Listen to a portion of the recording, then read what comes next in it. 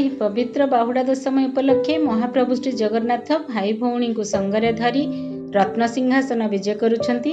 ତାହାର ବର୍ଣ୍ଣନା ଏହି ଜଣାଣ ମାଧ୍ୟମରେ। ଗୁଣ୍ଡିଚା ରାଣୀଙ୍କ ଅନୁରୋଧରେ ପହଞ୍ଚନ୍ତି ଜଗନ୍ନାଥ ଜନ୍ମବେଦୀରେ। ଚତୁର୍ଦ୍ଧାମୂରତି ବାହୁଡ଼ିବେ ରତ୍ନସିଂହାସନେ। ଅତି ପ୍ରାଚୀନ ପ୍ରସିଦ୍ଧି ତାର ବାହୁଡ଼ା ଯାତ୍ରା ନାମେ। ନବଦିନ ଯାତ୍ରାକୁ ସମାପ୍ତ କରି ଫେରିଛନ୍ତି ପ୍ରଭୁ ଗୋଲୋକ ବିହାରୀ। ଆଡ଼ପ ମଣ୍ଡପର ଅନବସରର ମଧୁର ଗାଥା। ମାଉସୀ ମାଆର ପୋଡ଼ ପିଠାରେ ତୃପ୍ତ ଜଗତ କରତା। ବିରହ ବେଦନାର ହୋଇଗଲା ଅନ୍ତ। ଶ୍ରୀମନ୍ଦିରେ ବିଜେ ହେବେ କୈଳାସାନ୍ତ। ମାନ ଅଭିମାନ ଦେଇ ଦୂରେଇ ଲକ୍ଷ୍ମୀମା ଚାହାଣୀ ମଣ୍ଡପେ ଥିଲେ ଅନାଇ। ବରଷକ ପାଇଁ ସ୍ମୃତି କରି ଉଜ୍ଜୀବିତ ରତ୍ନବେଦୀରେ ଭାଇ ଭଉଣୀ ହେଲେ ଉପସ୍ଥିତ।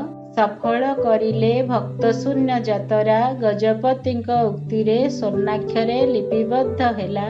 ଯାହାଙ୍କ ଦର୍ଶନରେ ଭକ୍ତ ଧରାକୁ ମଣେସରା। କୋଟି ଜନ୍ମ ପାପ କ୍ଷୟ ଯାଏ ଶେତ ଦୁଃଖ ପାସରା। ଭକ୍ତିପୂତ ପ୍ରଣାମ ଘେନ ଆହେ ପତିତ ପାବନ। ଦୀପ୍ତିମନ୍ତ ହେଉ ତୁମରି ମହିମା ହେ ମଧୁସୂଦନ।